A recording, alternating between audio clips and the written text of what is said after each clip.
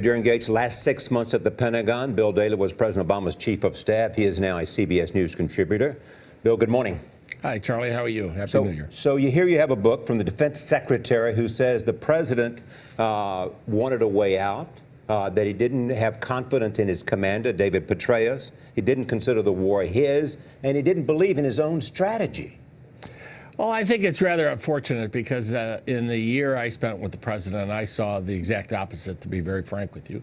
I saw a president who was very committed, obviously, to support the troops, to support the policy of trying to decimate al-Qaeda, which from Afghanistan was their base to attack the United States. And that was the purpose of the surge, and that was the purpose of the action in Afghanistan, was to try to destroy as best we could al-Qaeda. And we've done, over the last number of years, a heck of a job for that, accomplishing that.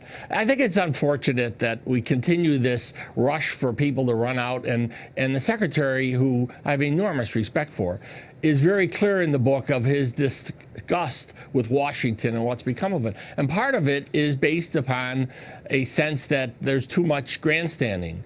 And this rush to do books by people who leave an administration while the administration is ongoing, I think is unfortunate. It's one thing as historians look back on an administration, but in the middle of it, when you're pursuing a war at the same time, and one that is very controversial with the American people and has been very difficult on our military, I think it's just a disservice, to be very frank with you. I understand while everyone wants to get out there and write a book and get on the circuit, but I think it's unfortunate. Okay, let me just make one quick point, because Nora made the point early in the introduction that this is a man who's much respected in Washington, has served a number of presidents, and is calm and courtly in his personal style.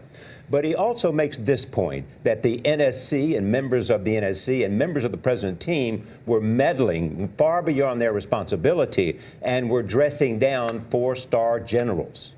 Well, I never experienced anyone dressing down a four-star general. Obviously, the NSC, made up of professionals, deal with the Pentagon, deal with the State Department and the intelligence agencies on behalf of the president and his policies. And there's a collaboration. I never sensed, to be honest with you, in the 12 months I was there, a conflict. There are strong disagreements. And Secretary Gates is someone who doesn't hesitate, nor did the four-star generals hesitate to express their opinions, which the president wanted. As Secretary Gates said, the president was very solicitous all the times. I was in national security meetings with the generals, with the intelligence agencies, to get their opinions and listen to his staff at the same time.